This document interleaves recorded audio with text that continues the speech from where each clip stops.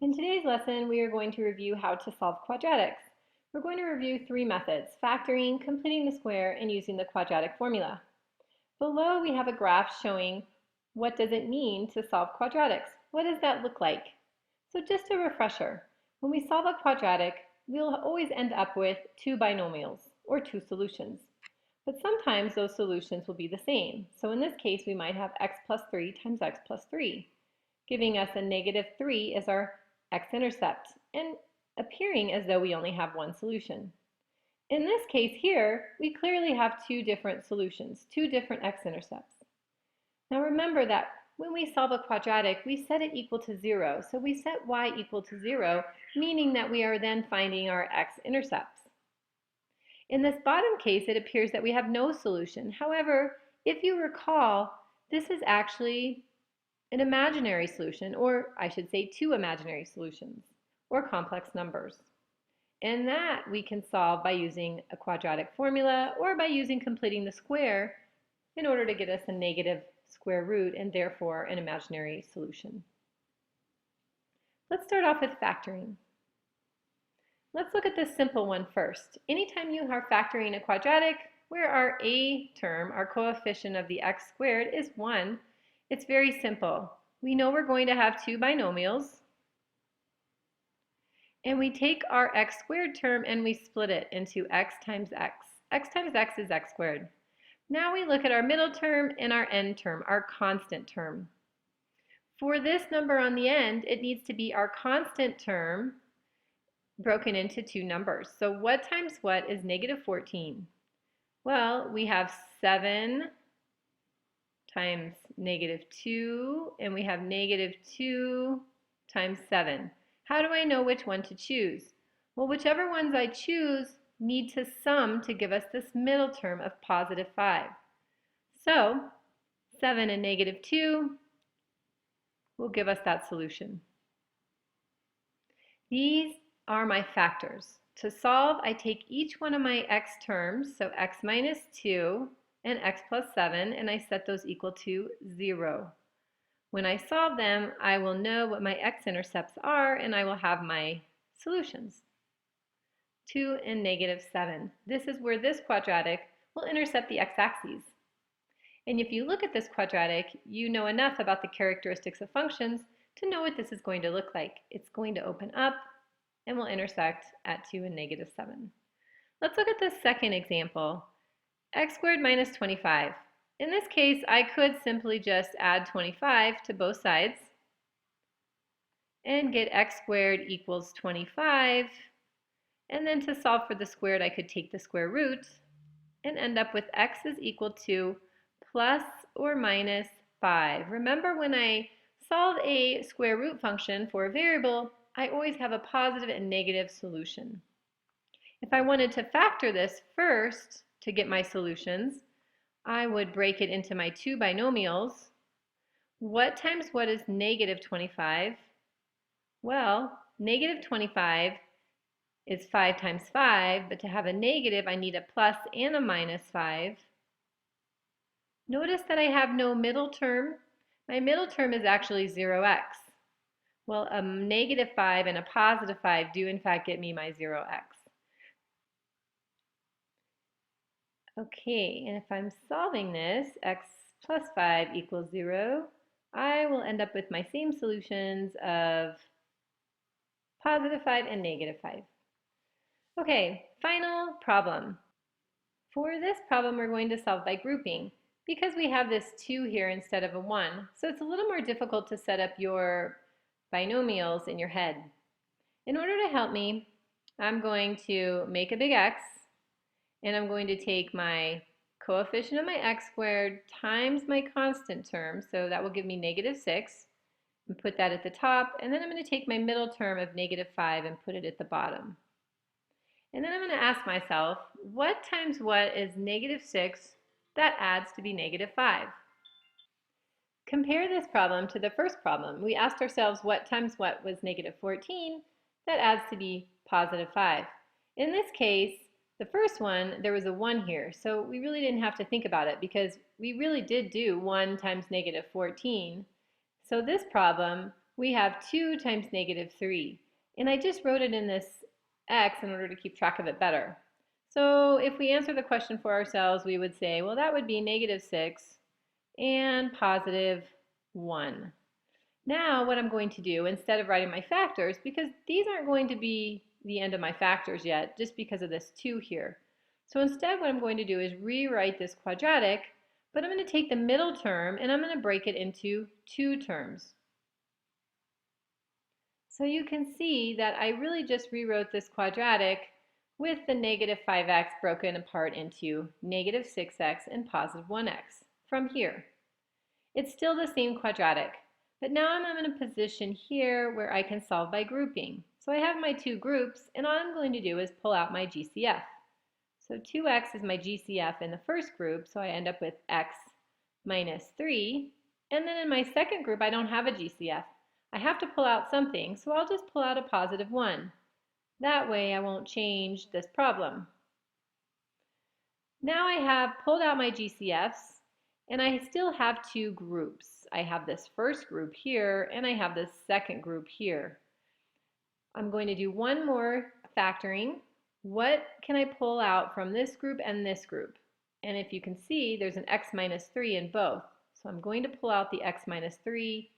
If I divide that out of my first term here, I'm left with 2x.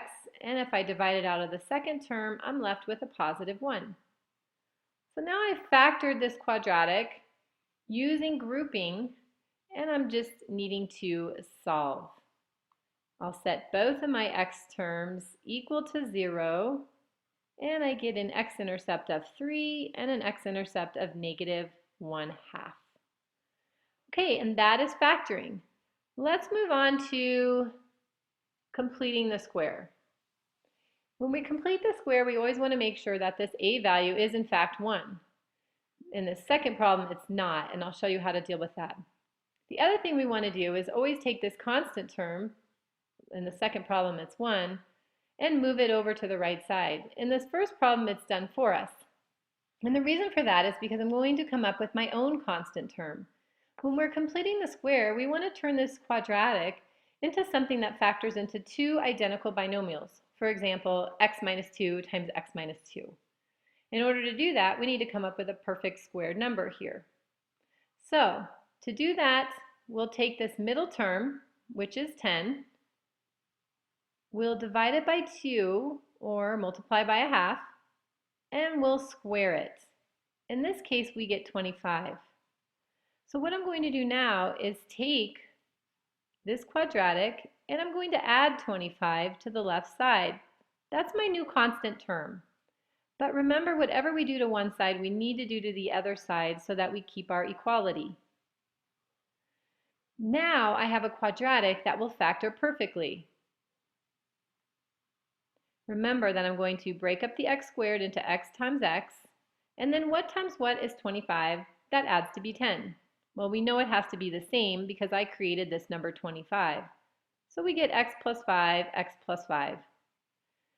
The best way to write this, though, is not like this. The best way to write this is going to be x plus 5 squared, because we have 2 of them, equals 28.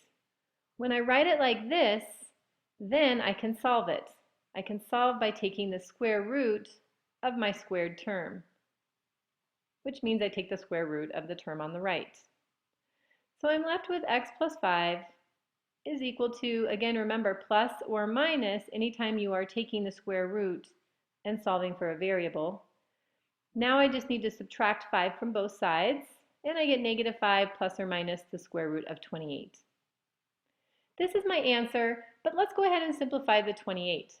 28 is 4 times 7. 4 is a perfect square, so I'm going to pull that out as a 2. And my answer is now negative 5 plus or minus 2 times the square root of 7. Those are my 2 x-intercepts. All right, let's go to this last one here. This is a little more complicated. We know first that we need to move this 1 over to the other side. So we'll have 4x squared minus 2x equals negative 1. Now, as I told you before, we can't have a 4 here. So I need to factor it out. When I factor it out, I'm left with x squared minus 2/4, which reduces to 1/2, and that equals -1. Okay, now it's time to find that term, that 25, that constant term that will give me a perfect square. So I'm going to take my 1/2 and I'm going to divide it by 2, or in other words, multiply it by 1/2, and then square it. So that's 1/4 squared, which is 1/16. That's the number I need to add into this quadratic. So I'll get 4 x squared minus 1/2 x plus 1/16 equals -1 plus, if I add something to the left side, I need to add it to the right side. The key is, what did we really add to the left side? Well, we didn't just add 1/16. We added 4, because here's a factor of 4 outside of my parentheses. So we added 4 times 1/16. So we actually added 4/16. Now let's go ahead and factor. Well, if we factor it, remember it's going to be two of the exact same binomials. One trick you can use is to look and see, what did you have in parentheses before squaring? So up here, 10 divided by 2 is 5, and notice that that is our number that we use for our factor. If I look back here, 1/2 times 1/2 is 1/4, so I know it's going to be, and it's going to be minus because I have a minus here. So x minus 1/4 squared is equal to, let's reduce this to give us 1/4, a -1, or in other words, a -4/4, plus 1/4 is -3/4. So now I've factored this, and double check it. -1/4 times -1/4 is in fact positive 1/16, and -1/4 plus -1/4 is in fact -1/2. All that's left now is just to solve. In order to solve, I will divide both sides by 4, which is the same thing as multiplying by 1/4.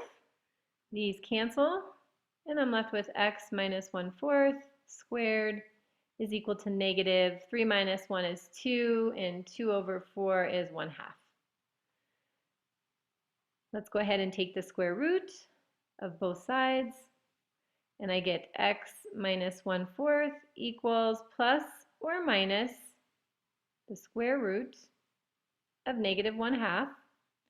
I'll add 1/4 to both sides, and my answer is 1/4 plus or minus the square root of -1/2. And you can see by this answer that these are going to be two imaginary solutions, so our quadratic will open up, but it will not intersect the real x-axes. Let's conclude with reviewing the quadratic formula. Remember that the quadratic formula is -b plus or minus the square root of b squared minus 4ac all over 2a. And you probably recall practicing that on our skills assessment. So we just need to identify the a, b, and c, and we know that a is always the coefficient next to the x squared, b is the coefficient next to the x, and c is always our constant term. When we put this in the quadratic formula, we get -b, which is -4, plus or minus square root of b squared, so that would be 16, minus 4 times a times c, all over 2 times a. And then it's just really a matter of simplifying our radical. This is 24. 16 minus 24 is -8 over 6. We can simplify this a little bit, and we can pull out a 4. Actually, we could pull out a -4 as plus or minus 2i, if you remember your complex numbers. And that leaves a 2 under the radical and a 6 down here. And we can still simplify because 2 can go into each of these. 2 goes into this -2, goes into that once, so that would just be I root 2 over 3. And again, we have two complex numbers for answers. And that concludes our review about solving quadratics. So now hopefully it's familiar again to you and you can solve by factoring with a greater than 1 or 1, solve by completing the square, again with a greater than 1 or 1, and apply the quadratic formula to quickly come up with solutions.